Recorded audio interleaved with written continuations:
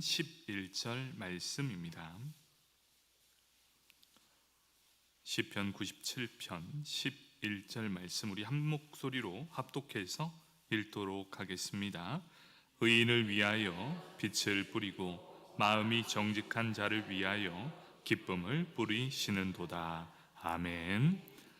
이 여전도에 나오셔서 특송하시겠습니다.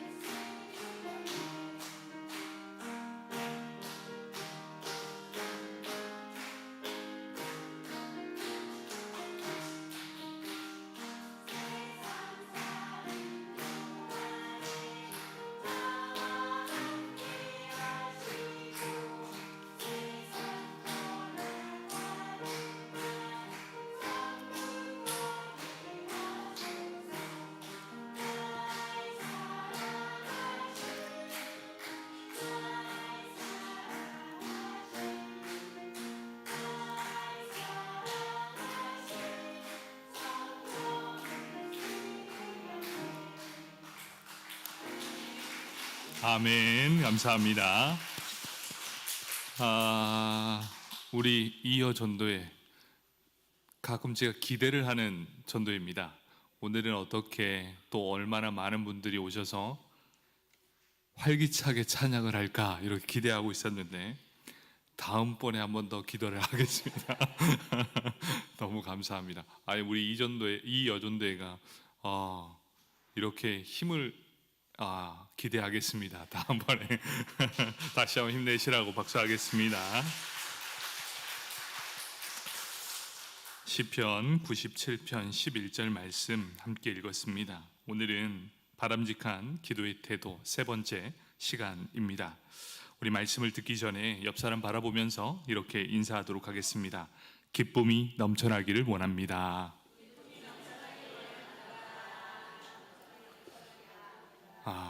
요즘 제가 항상 묵상하고 있는 제목이 그겁니다. 우리 교회에 기쁨이 넘쳐났으면 좋겠다.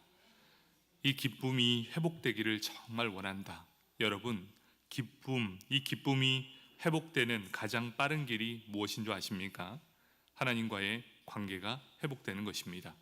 하나님과의 관계가 회복되면 그때로부터 나에게 기쁨이 찾아오게 된다는 것이죠. 그럼 어떤 사람이 가장 기쁨을 많이 누리고 있을까요? 하나님과 관계가 친밀한 사람. 여러분, 오늘 이 제목 바람직한 기도의 태도 세 번째 시간은 정직입니다. 하나님과 가장 빨리 회복되는 관계, 기쁨이 회복되는 관계가 바로 정직함입니다. 하나님 앞에 정직한 사람 앞에 정직한 사람, 바로 그런 사람이 사람에게도 인정받을 뿐 아니라 하나님께도 인정받는 사람, 바로 그러한 사람이 기쁨을 누리게 된다라는 말씀입니다. 시편 97편은 온 세상에 대한 여호와 하나님의 통치하심, 이 통치하심의 기쁨을 찬양하는 시편이 바로 시편 97편입니다. 특별히 이스라엘이 여호와 하나님의 통치하심으로 인해서 누리는 은혜가 너무나 컸습니다. 그래서 그 은혜에 관심을 집중하게 되는 것, 이 시편은 크게 두 부분으로 나뉘어져 살펴지고 있습니다.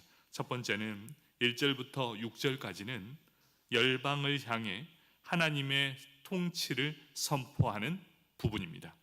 모든 열방이 하나님의 통치하심에 있다라는 것을 보여주는 내용, 그리고 8절부터 12절까지는 여호와의 통치하심으로 인해 이스라엘이 기쁨을 노래하는 부분이 바로 이 뒷부분입니다. 1절에서 6절까지, 8절에서 12절까지 딱 중간에 비어있는 구절이 무엇입니까? 바로 7절입니다. 이 7절이 시편 97편의 바로 중심 핵심절이라고 할 수 있습니다. 시편 97편 7절 말씀입니다. 조각한 신상을 섬기며 허무한 것으로 자랑하는 자는 다 수치를 당할 것이라. 너희 신들아 여호와께 경배할지어다. 이렇게 말씀하고 있습니다. 쉽게 표현하면 어떤 말씀입니까? 너희가 섬기고 있는 모든 우상들은 허무한 것이니 여호와 하나님의 통치하심을 기뻐하라 라는 선포를 하는 직접적인 말씀입니다. 그리고 여호와의 통치하심으로 인해 기쁨을 찬양하는 시편, 그것이 바로 이 시편 97편입니다. 특별히 이 시편 97편은 기뻐하다라는 말이 계속해서 나오고 있다는 사실입니다. 시작할 때 1절에서 기쁨으로 시작하고 마지막 절 12절에서도 기쁨으로 사용하면서 계속 반복적으로 사용되는 말입니다. 기뻐하다.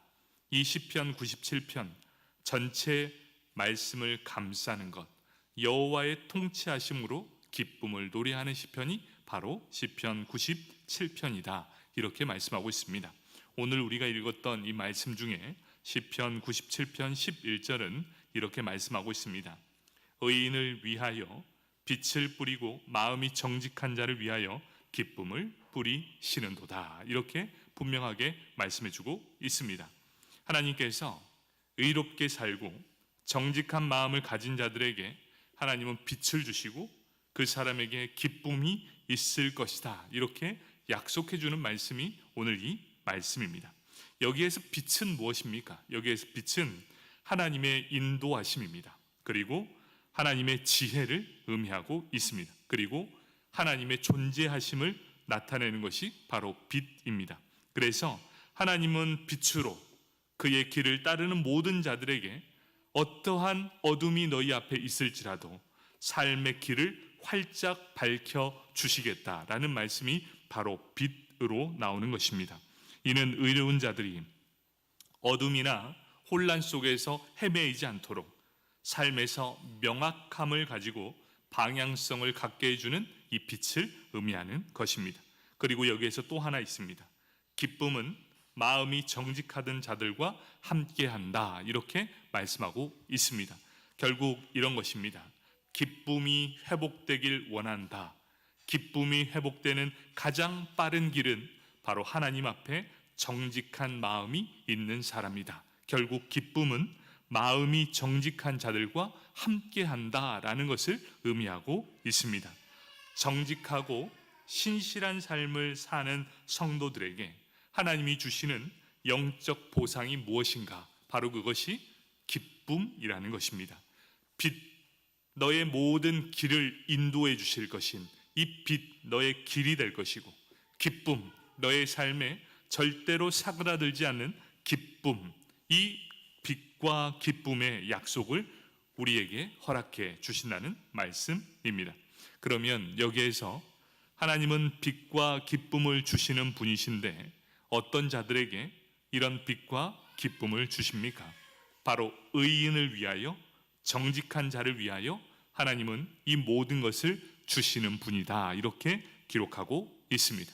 오늘의 키워드 정직입니다. 기쁨, 기쁨을 회복하기 위한 첫 번째 자세, 바로 기쁨을 회복해야 한다. 그렇게 회복되면 바람직한 기도의 태도가 되어서 하나님 앞에 무엇을 구하든 그대로 다 얻게 된다는 사실입니다. 바로 이러한 사실을 인정하고 나아간다면 하나님께서 우리에게 더 크신 놀라운 일을 행하게 될 것입니다. 하나님께서 이제 사울 왕이 이제 더 이상 하나님의 일을 감당하지 못하겠다라고 생각하시고 사무엘을 통해서 사울을 대신할 왕을 세우라라고 명령을 하게 됩니다. 그래서 사무엘이 하나님의 명령을 받고 베들레헴으로 내려가게 됩니다. 베들레헴에서 한 사람을 만납니다. 그 사람이 누구냐? 이새를 만나게 됩니다. 이제 이새의 집에 왔습니다. 그리고 이새들의 이 아들들을 딱 보게 됩니다. 그 아들들을 딱 보니 첫 번째 아들이 놀랍도록 용모가 충출한 겁니다. 그래서 사무엘이 마음속에 이렇게 이야기합니다. 이새의 아들 중에 엘리압을 보고 여호와께 기름 부으심을 받을 만한 그런 자입니다. 주님 앞에 있다라고 할 정도로 감탄하면서 바로 이 사람입니까? 라고 마음속에 생각하고 있을 그때 하나님께서 주신 말씀입니다. 사무엘상 16장 7절의 말씀입니다. 여호와께서 사무엘에게 이르시되 그의 용모와 키를 보지 말라. 내가 이미 그를 버렸노라. 내가 보는 것은 사람과 같지 아니하니 사람은 외모를 보거니와 나 여호와는 중심을 보느니라 하시더라. 이렇게 말씀하고 있습니다. 하나님이 원하시는 사람은 외모에 탁월함이 있는 것이 아니었습니다. 물론 외모도 출중하면 좋겠죠. 그렇지만 하나님이 택하신 사람은 누구였습니까? 바로 다윗이라는 사람이었습니다. 여러분, 이 다윗이 어떤 사람인 줄 아십니까? 이새조차도 아들로 인정하기 싫었던 사람. 그래서 다른 아들들은 다 옆에 끼면서 살았지만 다윗에게는 유독 냉철하게 반응했던 아버지였습니다. 그래서 홀로 멀리 떨어져서 양을 쳤던 사람이 바로 다윗이었습니다. 키도 작았고 얼굴은 붉었습니다. 그래서 모든 사람들이 그를 외면했습니다. 그런데 하나님께서 그를 택해 주셨습니다. 외모가 아니라 그의 중심을 보셨기 때문입니다. 하나님은 겉이 아니라 우리의 속을 보십니다. 표면이 아니라 우리의 중심을 보고 계신다는 것이죠. 여러분, 우리가 중심이라는 것이 무엇입니까? 근본적인 태도와 자세를 말하고 있다는 것입니다. 대표적인 것이 바로 정직이라는 태도와 삶의 자세라는 것이죠.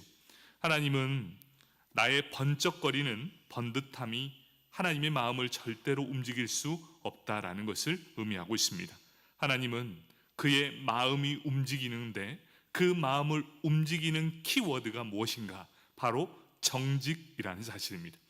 여러분, 우리의 모습이 어떠하든지 내가 어떤 처지에 있든지 하나님의 마음을 움직이는 키워드가 바로 정직이라면 우리가 이 시간 감당해야 될 모든 상황 속에 우리의 마음이 정직함이 있다면 하나님의 마음을 움직이게 될 줄 믿습니다. 바로 우리의 바람직한 기도의 태도, 정직함이 나에게 있을 때 하나님의 마음을 움직이시고 또 그것에 대한 확실한 응답이 있게 된다는 사실입니다. 그럼 여러분, 정직이란 무엇입니까? 정직은 용기입니다. 용기. 어떤 용기입니까? 나의 연약함을 그대로 드러내는 용기입니다. 다윗이 선택받았던 가장 큰 이유 중에 하나가 바로 이 용기가 있었습니다.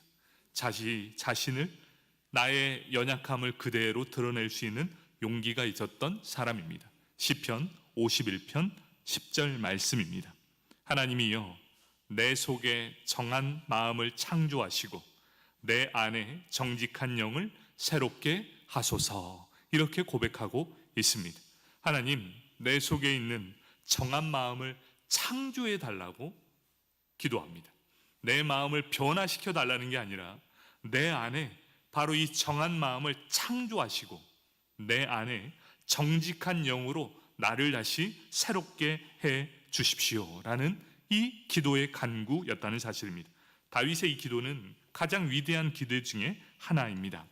다윗은 마음이 정하게 변하게 해달라 기도한 것이 아니라 정한 마음을 창조해 주십시오라고 기도하게 되었다는 것이지요. 마음이 완전히 변화되기를 강력하게 표현한 내용입니다. 또한 그는 정직한 영, 하나님의 뜻대로 살려는 이 심령을 뜻하는데, 하나님은 나는 더욱더 이제부터 하나님의 뜻대로 살게 하겠습니다. 나에게 정한 마음을 창조해 주십시오. 다윗은 참 거룩한 의의 백성이었습니다. 그런데 그에게 치명적인 약점이 있었어요. 다윗의 치명적인 약점이 무엇입니까? 밧세바 사건. 다윗에게 지워질 수 없는 치욕적인 사건이 있다면 그것은 딱 하나 밧세바 사건이었습니다. 그 처절한 상황 속에서 철저한 참회를 하게 되는 용기 있는 모습이 바로 다윗의 모습이었습니다. 자신의 치부를 가감없이 드러댐으로 정직함을 드러내는 용기를 그대로 보여주고 있다는 사실입니다. 여러분에게 치부가 있어요. 이것을 드러내면 자신의 자존심, 자신이 지금까지 쌓았던 모든 이미지가 한순간에 와르르르 무너질 수 있는 그런 상황입니다. 왕이었습니다. 왕이었던 다윗이 그것을 내려놓기 쉬웠을까요? 아니요. 그래서 정직은 용기가 필요하다라고 말씀하고 있는 것입니다. 다윗이 기쁨과 행복을 가질 수 있었던 이유가 무엇입니까? 저는 다윗이 가장 행복한 사람이었다고 생각하는 이유가 바로 정직이었습니다. 정직은 하나님과 친밀한 관계를 이룰 수 있으며 기쁨과 회복을 가질 수 있는 가장 큰 키워드, 바로 정직이었다는 것이지요. 바로 다윗이 가지고 있던 그 용기가 바로 정직이었습니다. 사람은 물질이 많다고 해서 절대로 우리 인생이 달라지지 않습니다. 여러분, 돈 많다고 해서 여러분의 인생 절대로 달라지지 않습니다. 조금 편해질 수는 있겠지요. 그런데 물질이 많으면 많을수록 범죄하기 훨씬 더 쉽다라는 걸 기억하십시오. 여러분, 그래서 때론 이렇습니다. 하나님이 이렇게 가난을 주셔서 참 감사합니다. 범죄하지 않아서.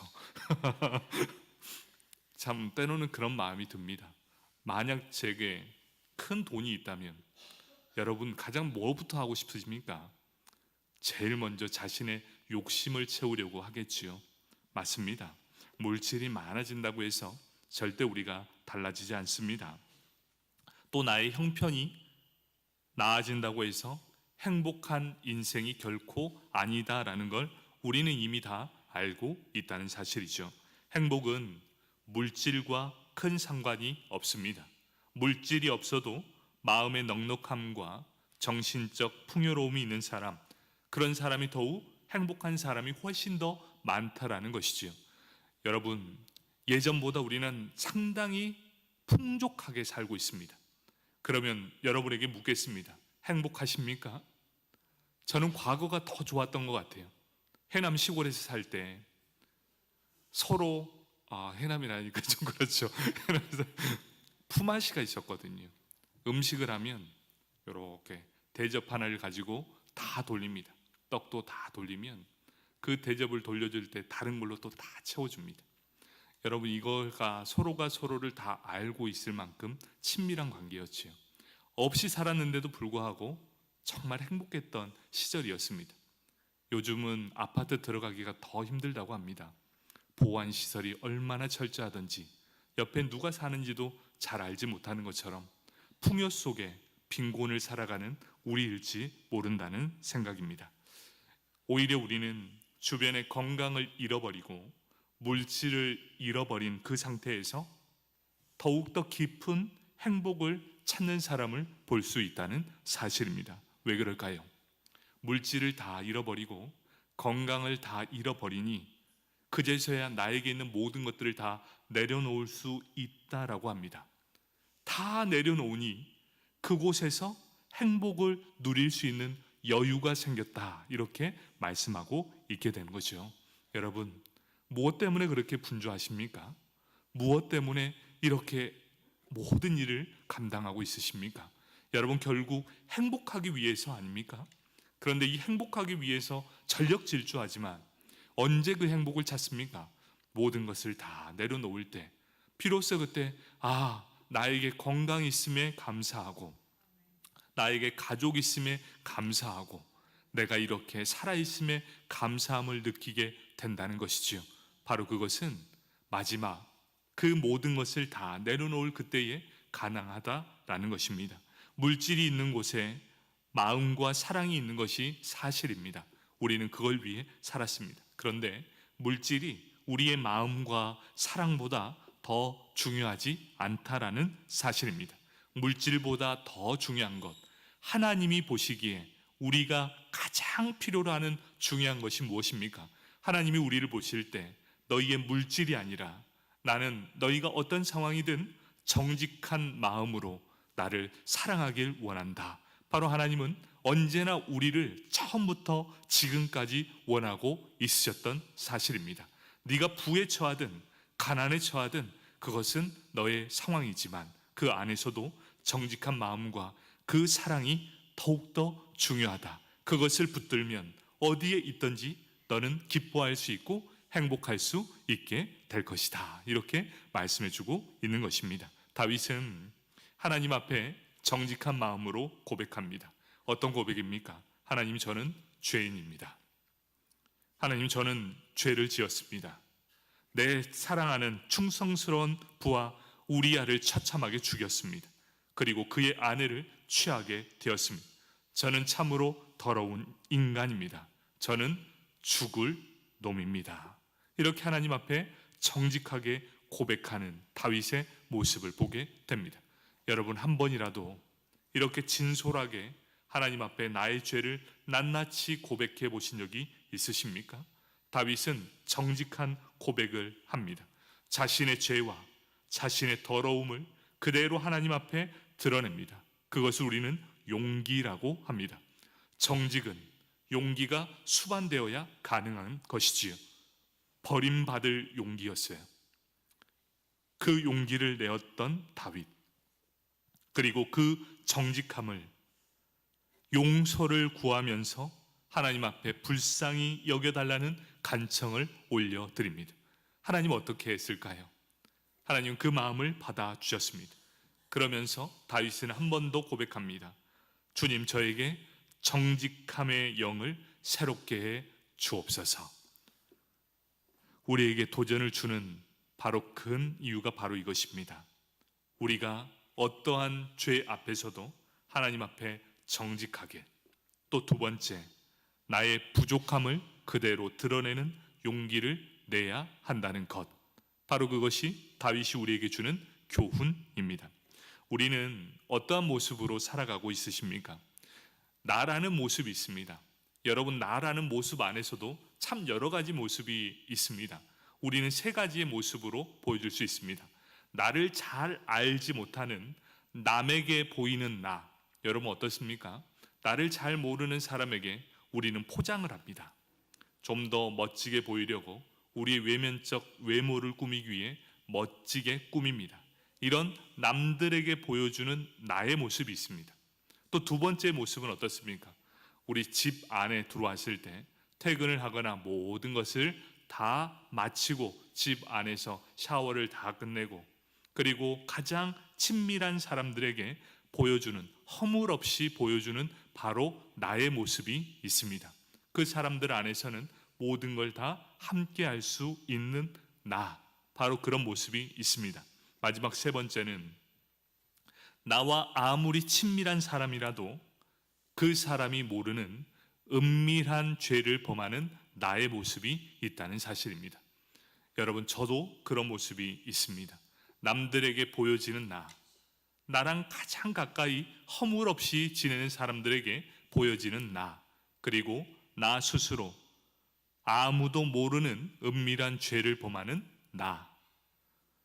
하지만 사실 아무것도 모른다라고 했지만 아무것도에서 하나님은 제외가 되십니다. 하나님은 다 알고 계시다는 것이지요.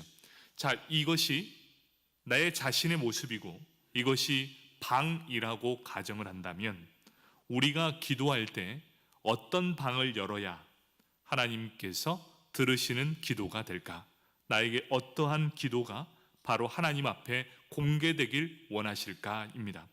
여러분, 하나님께서 우리에게 원하시는 것은 첫 번째도 아니요, 두 번째도 아니요, 바로 세 번째의 모습의 나를 원하고 계십니다. 아무도 알지 못하는 은밀한 곳에서 범한 너의 죄를 낱낱이 공개하기를 원하고 계시는 하나님, 바로 그 하나님이 3번 방을 열기를 원하신다라는 것을 의미하고 있습니다. 바로 이 다윗이 자신의 3번 방을 활짝 열었습니다. 그리고 자신의 비참한 은밀한 죄를 하나님 앞에 그대로 고백하게 되었다는 것이죠. 바로 그것이 정직입니다. 그래서 정직은 신뢰이요, 또 용기요, 사랑이요, 기쁨이라는 사실입니다. 여러분, 이렇게 나의 죄를 하나님 앞에 고백만 했을 뿐인데 기쁨이 찾아오게 된다는 사실입니다. 참으로 오묘한 하나님의 진리의 말씀입니다. 하나님께 정직함으로 아뢰었는데 나에게 찾아오는 것은 응답이 아니에요. 그냥 기쁨이 찾아오게 된다는 사실입니다. 아무도 모르는 은밀한 내 자신을 정직함으로 나를 드러낼 때 하나님은 우리를 오히려 불쌍히 여기시고 자비를 베풀어 주시는 분이라는 사실입니다. 시편 125편 4절 말씀입니다. 여호와여, 선한 자들과 마음이 정직한 자들에게 선대하소서, 이렇게 말씀하고 있습니다. 선한 자, 이는 단지 착함만을 가지는 것이 아닙니다. 신앙의 미덕을 가진 사람, 그 사람을 우리는 선한 자라고 말합니다. 그리고 정직한 자는 곧고 평평한 길을 걷는 사람이라는 뜻을 가지고 있습니다. 그래서 선한 자와 마음이 정직한 자는 신앙적인 인격과 하나님의 말씀에 순종하며 실천하는 사람을 뜻한다라고 말할 수 있습니다. 그런 사람을 하나님께서 선대한다, 이렇게 말씀해 주고 있습니다. 사랑하는 성도 여러분, 우리 오늘 이 제목처럼 바람직한 기도의 태도, 정직을 회복할 때 우리의 삶에 기도의 응답뿐만 아니라 기쁨이 우리 삶에 찾아오게 될 것입니다. 여러분, 우리 기뻐합시다. 기쁨을 누립시다. 그러기 위한 조건이 있습니다. 먼저 하나님 앞에 정직해집시다. 우리의 모든 죄악, 나만이 알고 있는 은밀한 죄들 하나님 앞에 이 시간 함께 아뢰시다. 주여, 나를 불쌍히 여겨주시고 정직한 영을 새롭게 하여 주옵소서. 그렇게 기도할 때 하나님은 우리의 심령을 새롭게 해주실 뿐만 아니라 바로 기쁨으로 살아갈 수 있는 힘과 능력을 주실 줄 믿습니다. 이제부터 하나님 앞에 우리 정직합시다.